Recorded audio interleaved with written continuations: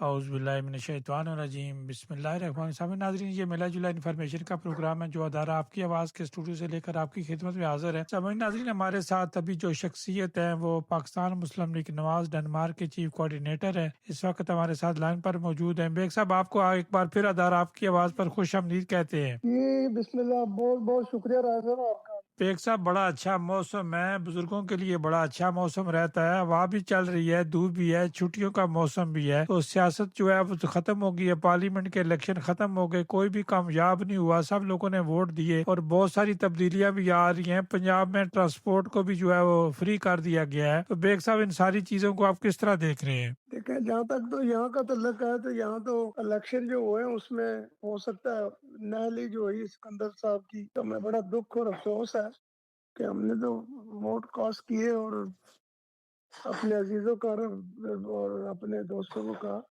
کہ انہیں کامیاب کروائیں کسی طرح، تو لیکن بیگ صاحب، وہ انہوں نے کامیاب ہیں، ابھی تک سٹی کاؤنسلر ہیں، نائل نہیں ہوئے۔ جو مجھے بتایا گیا 2 دن پہلے کہ 2 دن پہلے مجھے بتایا گیا کہ ان پہ کیس ہونے والا ہے۔ اللہ رحم کرے، کیوں کیس ہونے والا ہے، کیا کیا کہ انہوں نے غلط بیانی کی ہے الیکشن کی۔